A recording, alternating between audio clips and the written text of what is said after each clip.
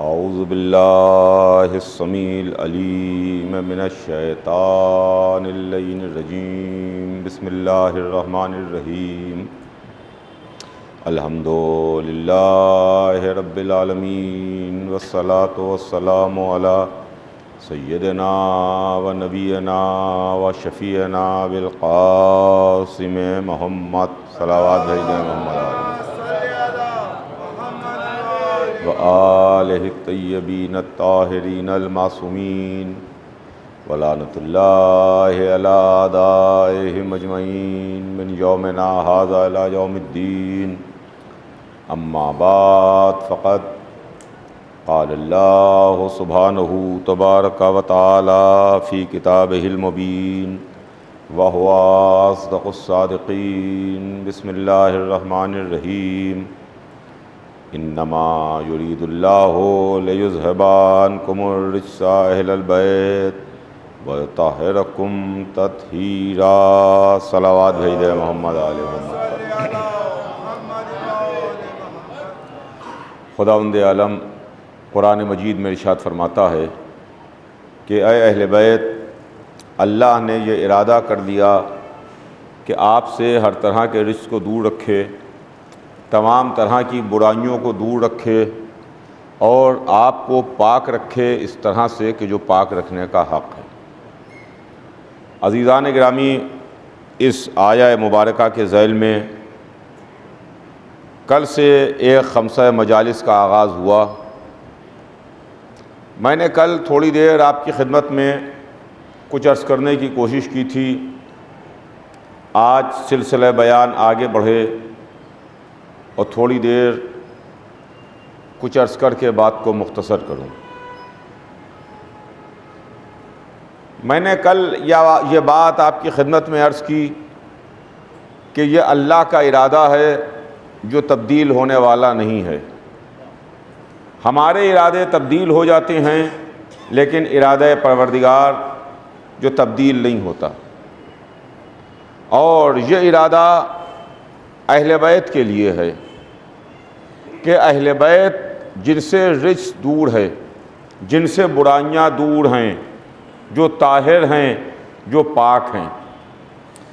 اب معاملہ یہ ہے کہ بزرگان اسلام میں ان کے علاوہ بھی اور کچھ ہستیاں ہیں اور بھی کچھ لوگ ہیں جن کو مسلمان مانتے ہیں۔ جب حضور سرور کائنات کی آنکھ بند ہوئی اور حضور سرور کائنات کی رحلت ہوئی تو تاریخ بتاتی ہے کہ تین طرح کے طبقے موجود تھے جو بڑے اہم طبقے تھے۔ میں کسی پر کمنٹ نہیں کروں گا کہ کون صحیح ہے یا کون غلط ہے، لیکن تین طرح کے طبقے تھے، تین طرح کے لوگ تھے۔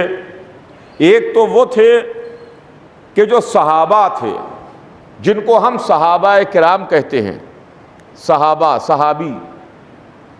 دوسرا طبقہ وہ تھا جو رسول کی بیویوں کا تھا، جو ازواج رسول کہلاتی تھیں۔ اور تیسرا طبقہ وہ تھا کہ جو اہل بیت رسول کا تھا، جو اہل بیت کہلاتے تھے۔ صحابہ کی تعداد لاکھوں میں تھی، ازواج کی تعداد وقت وفات رسول 9 تھی، اور وقت وفات رسول اہل بیت میں 4 ہستیاں تھیں۔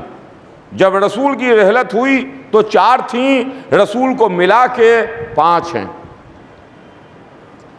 لیکن عالم اسلام کہتا ہے کہ صاحب آپ اہل بیت میں اصحاب کو نہیں مانتے، آپ اہل بیت میں ازواج کو نہیں مانتے، اہل بیت میں علی کو مانتے ہیں، اہل بیت میں فاطمہ زہرا کو مانتے ہیں، اہل بیت میں امام حسن کو مانتے ہیں، اہل بیت میں امام حسین کو مانتے ہیں۔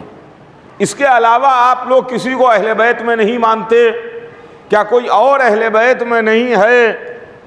معاملہ عزیزان گرامی یہ ہے کہ ساری فضیلتیں جو ہیں وہ اہل بیت ہی کے واسطے ہیں، فضیلتیں اہل بیت کے واسطے ہیں۔ اور قرآن نے بھی کہیں اصحاب کو ڈانٹا ہے، قرآن کا مزاج بھی اصحاب کے سلسلے میں ایسا نظر آتا ہے کہ کہیں ڈانٹ رہا ہے، کہیں تنبیہ کر رہا ہے، کہیں وارننگ دے رہا ہے، کہیں پر ان کی تعریف کر رہا ہے۔ ایسے ہی ازواج رسول کے لیے بھی قرآن کہیں ان کو ڈانٹتا ہے، کہیں وارن کرتا ہے، کہیں پر یہ کہتا ہے کہ اگر تم نبی کی بیویوں نیک اعمال کرو گی تو تمہیں دوہرا ثواب ملے گا، اور اگر تم نے گناہ کیے تو تمہیں دوہرا عذاب ملے گا۔ یعنی اچھائیوں میں بھی اور برائیوں میں بھی ہمیں دونوں طرح کی آیتیں نظر آ رہی ہیں۔ کہیں پر اچھائی ہے، کہیں پر برائی ہے، کہیں پر تعریف ہے، کہیں پر ڈانٹا جا رہا ہے، تنبیہ کی جا رہی ہے۔ مگر سلام ہو اہل بیت پر، جب ہم نے قرآن میں اہل بیت کے لیے دیکھا تو ہمیں نظر آیا کہ وَمَا تَشَاءُونَ إِلَّا أَن يَشَاءَ اللَّهُ، آپ چاہتے ہی نہیں مگر وہی جو اللہ چاہتا ہے۔ صلوات بھیج دے محمد آل محمد پر۔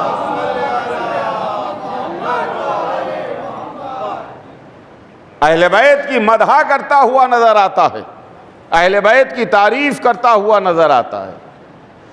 ان کا کہ صاحب اہل بیت میں کیا ازواج رسول شامل نہیں ہیں؟ کیا رسول کی بیویوں کو آپ اہل بیت میں شامل نہیں کرتے؟ اہل بیت ہمارے نہیں ہیں کہ جن کو ہم شامل کریں یا جن کو ہم مائنس کر دیں۔ غور کرنے کی بات ہے، میں توجہ چاہوں گا آپ کی عزیزان گرامی۔ ہر آدمی کی اپنی ایک فیملی ہے، ہر آدمی کا اپنا ایک خاندان ہے، ہر آدمی کا اپنا ایک حلقہ ہے۔ ہر آدمی اپنے سینے پر ہاتھ رکھ کے سوچے، آپ کا خاندان ہے، آپ کی فیملی ہے، آپ کے کلوز سرکل کے لوگ ہیں، ہر آدمی کے اپنے بچے ہیں، اپنی فیملی ہے، اپنے ماں باپ ہیں، اپنے بھائی بہن ہیں، ہر آدمی کی اپنی ایک فیملی ہے۔ اس فیملی میں نہ کوئی زبردستی داخل کیا جا سکتا ہے، نہ اس سے زبردستی آپ کسی کو مائنس کر سکتے ہیں، نہ زبردستی کسی کو شامل کر سکتے ہیں، نہ زبردستی کسی کو مائنس کر سکتے ہیں۔ تو کسی کی فیملی میں کسی کو بھی نہ زبردستی شامل کیا جا سکتا ہے، نہ مائنس کیا جا سکتا ہے۔ تو رسول اللہ کے خاندان میں بھی نہ کسی کو شامل کیا جا سکتا ہے، نہ کسی کو نکالا جا سکتا ہے۔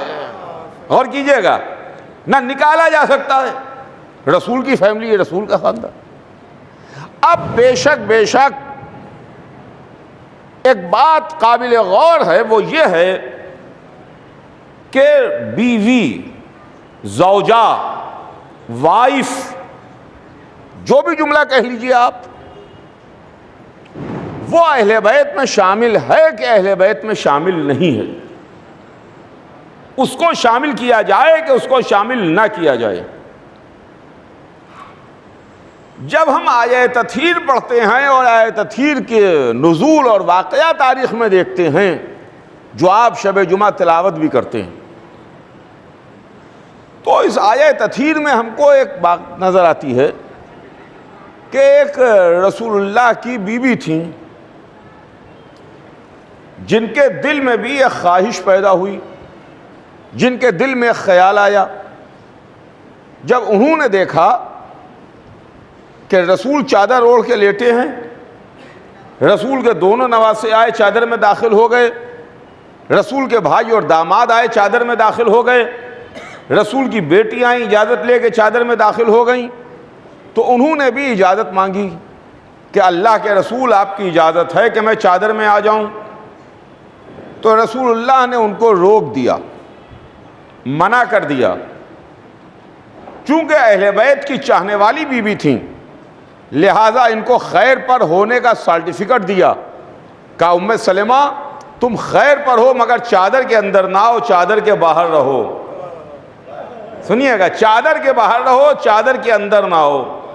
بیوی ہیں، اجازت مانگ رہی ہیں، مگر رسول نے چادر کے اندر نہیں بلایا، چادر کے باہر روک دیا۔ اب رسول کی مصلحت رسول جانے کہ رسول نے ان کو چادر کے باہر کیوں ٹھہرایا، چادر کے باہر کیوں روکا۔ یہ تو ہم کو تاریخ سے پتہ چلا۔ اب آئیے قرآن سے ایک واقعہ دیکھتے ہیں، قرآن ہمیں کیا بتاتا ہے۔ قرآن نے ہمیں بتایا کہ جناب نوح کا زمانہ تھا، جناب نوح نے اللہ کی سرکار میں اپنی قوم پر عذاب نازل کرنے کے لیے بد دعا کے واسطے ہاتھوں کو بلند کیا۔ اللہ نے کہا کہ نوح سفینہ بناؤ، کشتی بناؤ۔ نوح نے کشتی بنائی، طوفان آیا، عذاب کا پانی زمین سے ابلا، آسمان سے بارش ہوئی۔ نوح نے آواز دی کہ کشتی میں آ جاؤ، سفینے میں آ جاؤ۔ بہت تھوڑے سے لوگ کشتی میں آئے، سفینے میں آئے۔ جو سفینے میں نہیں آیا وہ ڈوبا، جس نے سفینے کو چھوڑا وہ ہلاک ہوا۔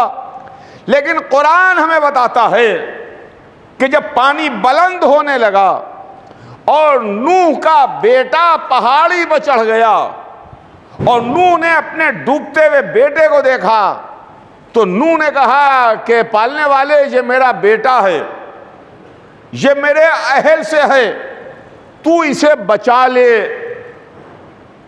گھر پر جا کے قرآن میں آپ دیکھ لیجئے گا جناب نوح نے کیا کہا، پالنے والے یہ میرا بیٹا ہے، یہ میرے اہل سے ہے، اسے بچا لے۔ تو جواب پروردگار آیا کہ نوح یہ تمہارے اہل سے نہیں ہے، یہ عمل غیر صالح ہے، تمہارے اہل سے نہیں ہے۔ سنیے گا، کشتی چھوڑی ڈوب گیا، سفینہ چھوڑا ہلاک ہو گیا، مگر قرآن نے آواز ریکارڈ کر کے سنائی ایک نبی کی کہ نبی نے بیٹے کے لیے کہا کہ یہ میرے اہل سے ہے۔ مگر جب زوجہ ڈوب رہی تھی تو نوح نے زوجہ کے لیے نہیں کہا کہ پالنے والے اسے بچا لے، یہ میرے اہل سے ہے۔ سنیے گا، یہ میرے اہل سے ہے، بچا لے، یہ زوجہ میرے اہل سے ہے۔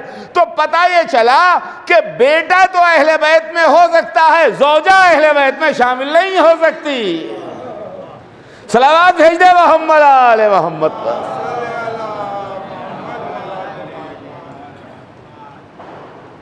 تو زور ہے کہ صاحب آپ اہل بیت میں نہیں مانتے، ہم کیا کریں؟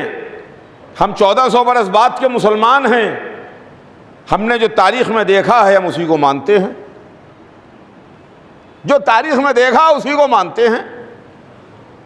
جب مولا کائنات چادر میں تشریف لے آئے، سیدہ عالمیان چادر میں تشریف لے آئیں، امام حسن امام حسین چادر میں تشریف لے آئے، تو رسول نے دعا کے لیے ہاتھوں کو بلند کیا اور فرمایا پالنے والے گواہ رہنا یہ میرے اہل بیت ہیں۔ سنیے گا، یہ میرے اہل بیت ہیں، گواہ رہنا۔ کون اہل بیت میں ہے؟ علی اہل بیت میں ہیں، فاطمہ اہل بیت میں ہیں، حسن اہل بیت میں ہیں، حسین اہل بیت میں ہیں۔ پالنے والے گواہ رہنا یہ میرے اہل بیت میں ہیں۔ گویا رسول نے اللہ کو گواہ کر کے یہ بتا دیا کہ معبود پالنے والے میں ان کا ذمہ دار ہوں، بقیہ کی ذمہ داری نہیں ہے۔ صلوات بھیج دے محمد آل محمد پر۔ بے عشق اہل بیت کے جینا حرام ہے، رب کا مسلسل ان پہ درود و سلام ہے۔ ساری خدائی سونپ دی کل کائنات کی، افسر قرآن پاک میں ذکر عام ہے۔ نعرہ حیدری حیدری، صلوات بر محمد وآل محمد، اللہم صلی علی محمد وآل محمد۔ تو عزیزان گرامی، یہ طہارت کا معاملہ ہے۔ اہل بیت طاہر ہیں، اہل بیت پاک ہیں، اور اہل بیت ایسے پاک ہیں کہ جو ان سے وابستہ ہو گیا، جو ان کے در تک آ گیا وہ پاک ہو گیا۔ یہ پاک کرتے ہیں۔ سمندر بہہ رہا ہے آپ کے شہر میں، اگر نجاست کو سمندر تک لے جائیے تو نجاست پاک ہو جائے گی، سمندر کے اوپر کوئی فرق نہیں پڑے گا، سمندر پر فرق نہیں پڑے گا۔ ہمارے یہاں فقہ کی کتابوں میں جو طہارت کے مسائل لکھے ہوئے ہیں اس کو آپ دیکھیے اور پوچھیے علماء سے کہ پاک کرنے کی طاقت ہوتی ہے، پاک کرنے کی صلاحیت ہوتی ہے۔ ایک گلاس میں پانی رکھا ہے، اس کے اندر بھی پاک کرنے کی طاقت ہے۔ انگلی نجس ہو گئی، آپ نے 3 مرتبہ انگلی کے اوپر سے پانی ڈالا گلاس سے، انگلی آپ کی پاک ہو گئی۔ لیکن نجس انگلی وہ آپ نے گلاس کے اندر ڈال دی تو نہ انگلی پاک ہوگی، گلاس ہی نجس ہو جائے گا، گلاس ہی نجس ہو جائے گا، انگلی پاک نہیں ہوگی۔ لیکن اگر کڑ بھر یا کڑ سے زیادہ ہے، کڑ بھر پانی ہے یا کڑ بھر سے زیادہ ہے، حوض کا پانی ہے، اس کے اندر آپ نے نجس ہاتھ ڈال دیا تو آپ کا ہاتھ پاک ہو جائے گا، وہ پانی نجس نہیں ہوگا۔ مسجد میں سامنے حوض ہے، آپ کا ہاتھ نجس تھا، آپ آئے نماز پڑھنے کے لیے، وضو کرنے کے لیے، آپ نے حوض میں ہاتھ ڈالا، آپ کا ہاتھ پاک ہو گیا، حوض نجس نہیں ہوا، حوض کی طہارت پر کوئی اثر نہیں پڑا، آپ کا ہاتھ پاک ہو گیا۔ مگر اگر اس کا رنگ بدل جائے، پانی کا رنگ بدل جائے، پانی کا مزہ بدل جائے، تو پھر پاک کرنے کی اس میں طاقت و صلاحیت نہیں رہے گی۔ اس میں کوئی لا کے اتنا رنگ ڈال دے کہ پانی کا رنگ بدل جائے، کوئی خوشبو ایسی لا کے ڈال دے کہ پانی کا ٹیسٹ مزہ بدل جائے، اب نہ محسوس ہو کہ جیسے یہ پانی ہے، تو اب اس میں طاقت نہیں رہے گی پاک کرنے کی، رنگ بدل جائے، مزہ بدل جائے۔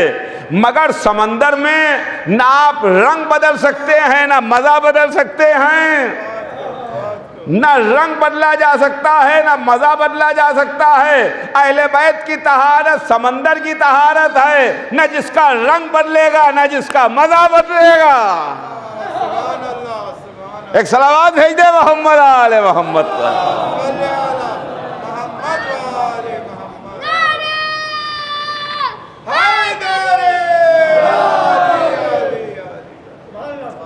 یہ پاک ہیں خدا کی قسم، ایسے پاک کہ کائنات میں ان کی طہارت کا کوئی جواب ہی نہیں، اس کی کوئی مثال ہی نہیں۔ ایک بی بی تھی جو اللہ کے گھر میں رہتی تھیں، اللہ کے گھر میں خدمت کرتی تھیں، اللہ کے گھر میں عبادت کرتی تھیں، اللہ کے گھر میں رہ رہی ہیں۔ مگر ایک موقع آیا جب ان کو اللہ کے گھر سے باہر بھیج دیا، کہا مریم یہ عبادت کی جگہ ہے، باہر چلی جاؤ۔ جناب مریم کو باہر بھیج دیا کہ جاؤ یہ باہر عبادت کی جگہ ہے۔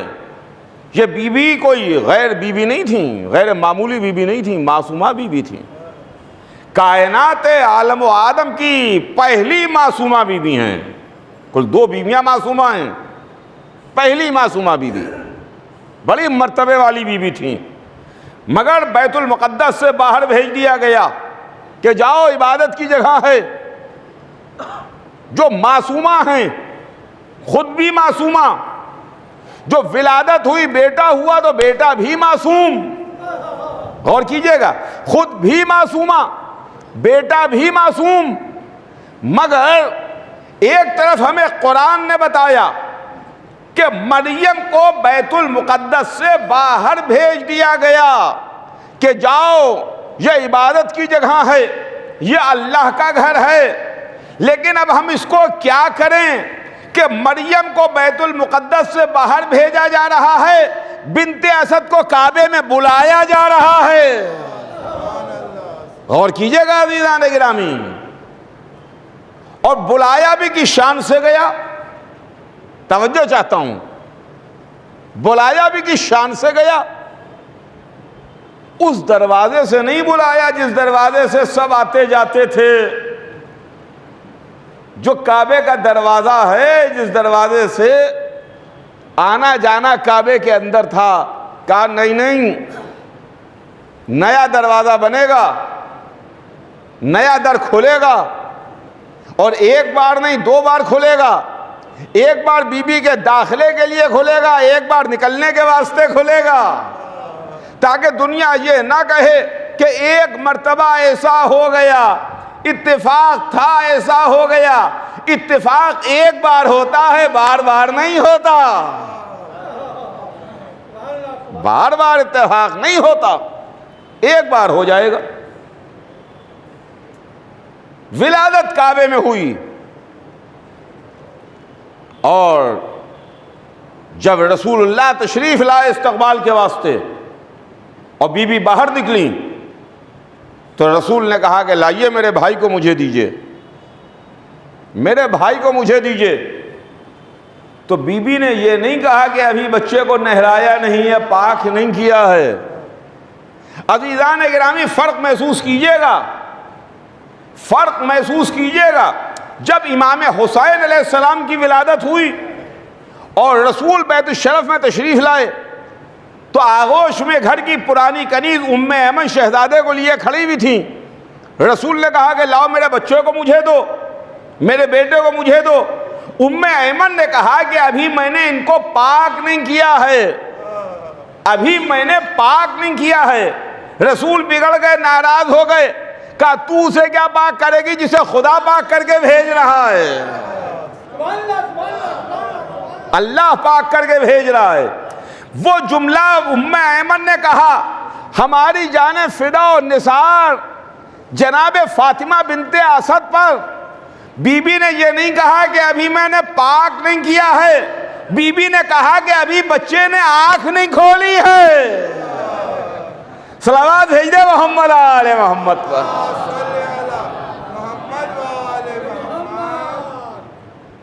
دیکھیے گا ام ایمن نے کیا کہا کہ ابھی میں نے پاک نہیں کیا ہے، اور ادھر کعبے میں بنت اسد نے کیا کہا، ابھی اس بچے نے آنکھ نہیں کھولی ہے۔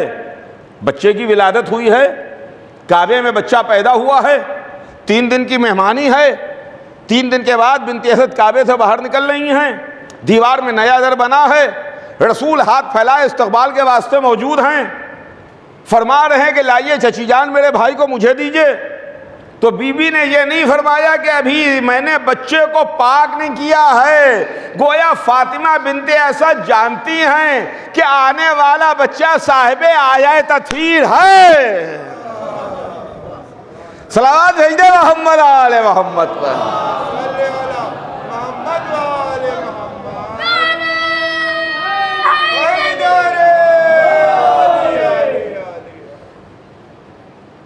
کہ پاک ہیں، کہ طاہر ہیں۔ اور اس کے بعد تاریخ لکھتی ہے کہ رسول اللہ نے مدینے میں تشریف لائے جب ہجرت کر کے، اور رسول اللہ نے ایک مسجد تعمیر کی، اور مسجد سے ملے ہوئے مسلمانوں کے گھر تھے، صحابہ کے گھر تھے، ان کے دروازے مسجد میں بھی کھلتے تھے اور مسجد کے باہر گلی میں بھی کھلتے تھے۔ ایک دروازہ مسجد میں کھل رہا ہے، دوسرا دروازہ گلی میں کھل رہا ہے۔ جب دل چاہا مسجد میں داخل ہو گئے، جب دل چاہا گلی میں چلے گئے۔ ایک دن رسول پر حکم آیا، اللہ نے کہلوایا بات تحفہ درود و سلام کے، کہ تمام دروازوں کو بند کر دیجیے، جتنے دروازے مسجد میں کھلے ہیں سب بند کر دیے جائیں، صرف آپ کا دروازہ کھلا رہے اور علی کا دروازہ کھلا رہے۔ 2 دروازوں کے کھلے رہنے کا حکم آیا، ایک رسول کا دروازہ، ایک علی کا دروازہ، یا یوں سمجھیے ایک رسول کا دروازہ، ایک اس کا دروازہ جس کے لیے کعبے میں دروازہ کھلا تھا، جس کے لیے کعبے میں نیا در بنا تھا۔ رسول منبر پر تشریف لائے، خطبہ ارشاد فرمایا، صحابہ کو حکم دیا کہ اپنے اپنے دروازوں کو بند کر لو، جن جن کے دروازے مسجد میں کھلے ہیں سب بند کر لیں، اب وہ دروازے چن دیے جائیں، بس میرا دروازہ کھلا رہے گا اور علی کا دروازہ کھلا رہے گا۔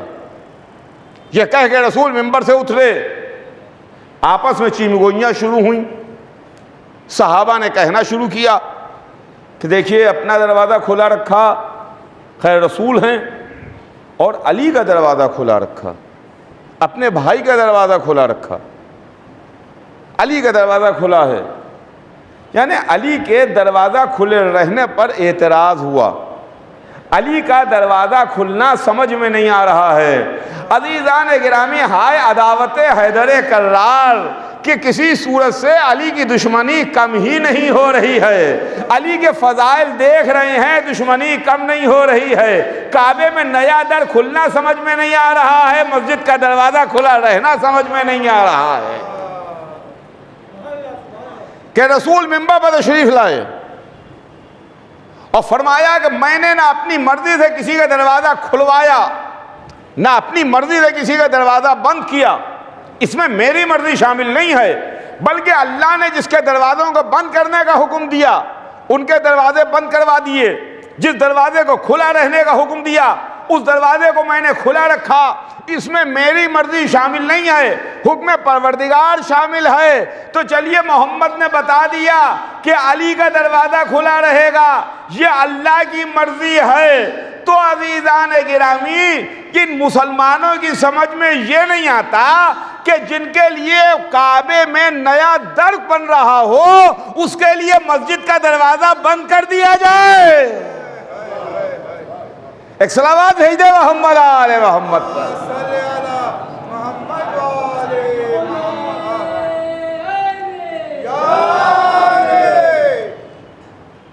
خدا کی قسم یہ طہارت کی منزل ہے کہ اہل بیت طاہر ہیں، پاک ہیں۔ آیت تطہیر اعلان کر رہی ہے، آیت تطہیر کا اعلان ہے، اور آیت تطہیر میں جو مرکزی ذات ہے وہ صدیقہ طاہرہ جناب فاطمہ زہرا کی ذات گرامی ہے، وہ بی بی جناب فاطمہ زہرا۔ لاکھوں درود اور کروڑوں سلام رسول پر اور آل رسول پر، رسول کی بیٹی پر جو ام ابیہا ہیں، اپنے باپ کی ماں۔ اور یہ قرآن ہے عزیزان گرامی، کل میں نے عرض کیا تھا کہ قرآن وہ ہے جس کا معجزہ کہ سمندر کو کوزے میں سمیٹ کے رکھ دیتا ہے، یہ قرآن کا معجزہ ہے۔ اور پھر ایک عجیب و غریب بدقسمتی ہے، یہ عجیب بدقسمتی ہے کہ قرآن کے لیے، رسول کے لیے، قرآن کے خلاف، رسول اللہ کے خلاف آوازیں اٹھتی ہیں۔ میں بات مختصر کر رہا ہوں، ایک آپ کی خدمت میں ایک بات عرض کر کے بات کو تمام کروں گا کہ 1400 برس پرانی کتاب ہے جس کا نام قرآن ہے۔ 1400 برس ہو گئے، کیسے کیسے دور گزرے، کیسے کیسے زمانے گزرے، کیسے کیسے حالات گزرے۔ 1400 برس میں کوئی قرآن کے ایک زبر زیر پیش میں بھی تبدیلی نہ کر سکا، قرآن کے زبر زیر پیش میں بھی ایک کوئی تبدیلی نہ ہو سکی۔ یہ قرآن کا معجزہ نہیں ہے تو اور کیا ہے، یہ قرآن کا اعلان نہیں ہے تو کیا ہے۔ اس لیے کہ دیکھیے قرآن کا اعلان سمجھ لیجئے، اہل بیت کی طہارت کے لیے بھی قرآن کا اعلان ہے، قرآن کی حفاظت کے لیے بھی قرآن کا اعلان ہے۔ اِنَّا نَحْنُ نَزَّلْنَا الذِّكْرَ وَإِنَّا لَهُ لَحَافِظُونَ، ہم نے اس ذکر کو نازل کیا، ہم ہی اس کی حفاظت کرنے والے ہیں۔ کوئی بادشاہ بول رہا ہے، شہنشاہ بول رہا ہے، مطلق العنان بول رہا ہے، آواز آ رہی ہے، ہم نے اس کو نازل کیا، ہم اس کی حفاظت کرنے والے ہیں۔ تم لاکھ مٹانے کی کوشش کرو، مٹا نہ پاؤ گے۔ اِنَّا نَحْنُ نَزَّلْنَا الذِّكْرَ وَإِنَّا لَهُ لَحَافِظُونَ، ہم نے اس ذکر کو نازل کیا، ہم ہی اس کی حفاظت کرنے والے ہیں۔ اب اتنا تو آپ جانتے ہی جانتے ہیں کہ قرآن یہ بھی قرآن ہے، اہل بیت بھی قرآن ہے، کوئی خاموش قرآن ہے، کوئی بولتا ہوا قرآن ہے۔ ایک بول رہا ہے، کوئی خاموش ہے، کوئی خاموش قرآن، کوئی بولتا ہوا قرآن، کوئی قرآن ناطق ہے، کوئی قرآن صامت ہے۔ مگر کبھی کبھی ایسا ہوتا ہے کہ دیکھیے ہمارا تو یہ عقیدہ نہیں ہے، ہم رسول اللہ کے لیے اور دوسرا عقیدہ اور نظریہ رکھتے ہیں۔ ہمارے پاس جو رسول اللہ کے واسطے نظریہ ہے، جو عقیدہ ہے، وہ ہمارا عقیدہ اور نظریہ اور ہے، اور بقیہ عالم اسلام کا نظریہ اور ہے۔ آپ کہیے کہ یہ کیا بات ہے، یہ کیا کہہ رہے ہو کہ رسول اللہ کے لیے ہمارا نظریہ اور ہے، بقیہ عالم اسلام کا نظریہ اور ہے؟ جی، دونوں نظریوں میں فرق ہے۔ میں ابھی آپ کی خدمت میں عرض کروں تو بات سمجھ میں آ جائے گی۔ دونوں نظریوں میں فرق ہے، ہمارا نظریہ اور ہے، بقیہ عالم اسلام کا نظریہ اور ہے۔ ہم اپنے نظریے کی بات کریں کہ جو جعفری مکتب سے تعلق رکھنے والے، اہل بیت کو ماننے والے، اہل بیت کے غلام رسول اللہ کے لیے جو نظریہ اور عقیدہ رکھتے ہیں وہ کیا ہے؟ ہم یہ مانتے ہیں کہ رسول اللہ معصوم ہیں، ہم یہ مانتے ہیں کہ رسول اللہ عالم ہیں، ہم یہ مانتے ہیں کہ رسول اللہ نوری ہیں، ہم یہ مانتے ہیں کہ رسول ہر وقت رسول ہیں، ہم یہ مانتے ہیں کہ رسول اللہ 40 برس کے سن میں نہیں بلکہ رسول اللہ جب دنیا میں تشریف لائے اس وقت سے رسول ہیں۔ لیکن بقیہ عالم اسلام کے پاس نظریہ دوسرا ہے۔ ہم یہ مانتے ہیں کہ رسول معصوم ہیں، ان سے کوئی غلطی نہیں ہو سکتی، ان سے خطا نہیں ہو سکتی، ان سے معاذ اللہ کسی غلطی اور خطا کا امکان نہیں ہے۔ لیکن بقیہ عالم اسلام یہ مانتا ہے کہ صاحب جس طرح ہم ہیں ویسے رسول ہیں، جیسے ہم ہیں ویسے رسول ہیں، ہم سے بھی غلطی اور خطا کا امکان ہے، معاذ اللہ رسول اللہ سے بھی غلطی اور خطا کا امکان ہے۔ بس بات اتنی سی ہے کہ جتنی دیر کار رسالت انجام دیتے ہیں اتنی دیر کوئی غلطی خطا نہیں ہوتی ہے۔ سنیے گا، جتنی دیر کار رسالت انجام دیں اتنی دیر ان سے کوئی غلطی یا اتنی دیر ان سے کوئی خطا کا امکان نہیں ہے۔ بقیہ زندگی میں ہمارے ہی جیسے۔ ہمارا نظریہ یہ ہے کہ ہر وقت رسول ہیں، ہر وقت رسول ہیں، سوئیں تب بھی رسول، جاگیں تب بھی رسول، اٹھیں تب بھی رسول، بیٹھیں تب بھی رسول، صلح کریں تب بھی رسول، جہاد کریں تب بھی رسول، ہر وقت رسول ہیں۔ ہم یہ نہیں مانتے کہ 40 برس کے سن میں فرشتہ آیا، فرشتے نے رسول اللہ کا سینہ چاک کیا، سینہ چاک کر کے، یعنی آج کی زبان میں یہ سمجھ لیجئے کہ اوپن ہارٹ سرجری جس کو کہتے ہیں کہ صاحب پورا سینہ کھولا جا رہا ہے۔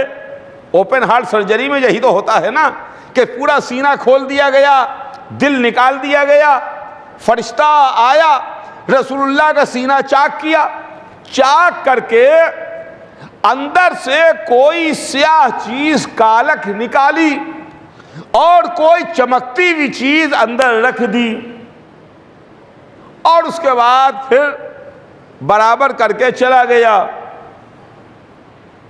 استغفر اللہ استغفر اللہ۔ ہم نے اللہ سے سوال کیا، پالنے والے تو اپنے حبیب کے بارے میں بتا دے، تو رسول کے بارے میں بتا دے، ہم تو امتی ہیں، ہم تو مسلمان ہیں، ہم تو 1400 برس بعد کے مسلمان ہیں، تو اپنے حبیب کے بارے میں بتا دے۔ تو اللہ نے اپنے حبیب کے بارے میں بتا دیا اور قرآن میں بتا دیا کہ وَمَا مُحَمَّدٌ إِلَّا رَسُولٌ محمد نہیں ہیں مگر رسول ہیں. اور کیجئے گا آپ, محمد نہیں ہے مگر رسول ہیں. ہر وقت رسول ہیں, ہر وقت رسول ہیں. سوئیں تب بھی رسول, جاگے تب بھی رسول, اٹھیں تب بھی رسول, بیٹھیں تب بھی رسول, سلو کریں تب بھی رسول, جہاد کریں تب بھی رسول, کسی کو دوش پر بلند کریں تب بھی رسول, کسی کے دروازے پر آ کے سلام کریں تب بھی رسول, کسی کے واسطے شبیہ ناقہ بنے تب بھی رسول, کسی کو بلا کے پہلو میں بٹھائیں تب بھی رسول, کسی کو پہلو سے اٹھا دیں تب بھی رسول. صلوات بھیج دے محمد آل محمد پر. صلی اللہ محمد والے محمد. ہر وقت رسول ہیں, ہر لمحے رسول ہیں. یہ نہیں ہے معاذ اللہ کہ آئے اپنا کام کیا, کام کر کے چلے گئے اور اس کے بعد اس سے کوئی واسطہ ہی نہیں ہے, اس کے بعد اس سے کچھ لینا دینا ہی نہیں ہے. ہمارا یہ نظریہ نہیں ہے. ہم رسول کو عالم مانتے ہیں, پڑھا لکھا مانتے ہیں, اس سرکار کا پڑھا ہوا مانتے ہیں جس سرکار سے علی پڑھ کے آئے, جہاں سے ائمہ ہمارے پڑھ کے آئے, اسی سرکار سے اللہ نے رسول کو تعلیم وہاں سے دے کے بھیجا. امی سے مراد جاہل نہیں ہے. ہمارے پاس یہ نظریہ نہیں ہے کہ امی سے مراد معاذ اللہ بے پڑھے لکھے جاہل.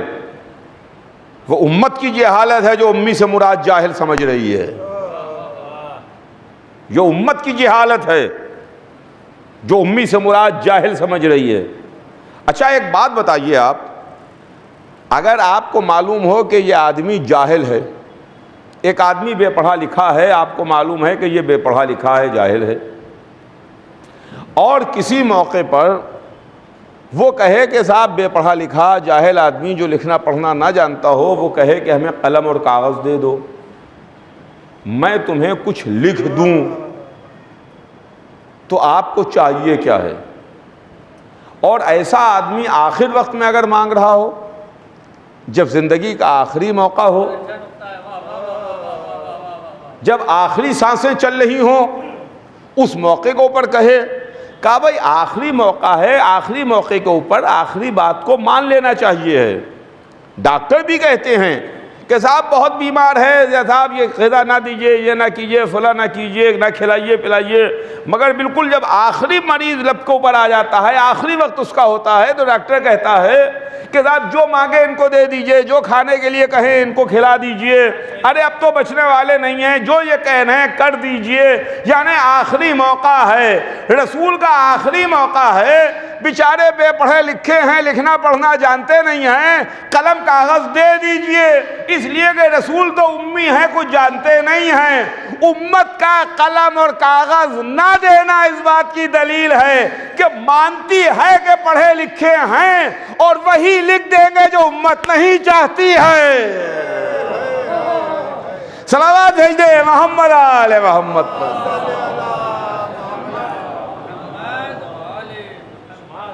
کا امی سے مراد بے پڑھے لکھے تھے, کچھ جانتے نہیں تھے, لکھنا پڑھنا نہیں جانتے تھے. استغفر اللہ استغفر اللہ, معاذ اللہ.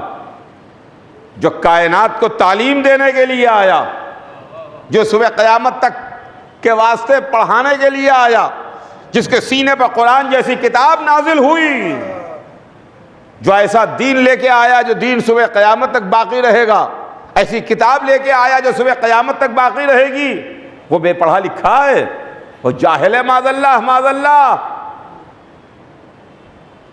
ان کا کیا ہوتا ہماری طرح تھے. بس عزیزان گرامی, انشاءاللہ کل آپ کی خدمت میں عرض کروں گا,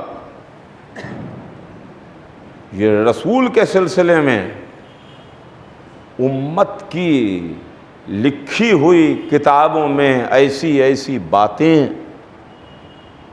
رسول کے سلسلے میں امت مسلمہ کی لکھی ہوئی بھونڈی اور بیکار کی باتیں, یہی تمام وہ باتیں ہیں جس کو لے کر کے کبھی سیٹانک ورسز لکھی گئی ہے, کبھی رنگیلا رسول لکھی گئی ہے.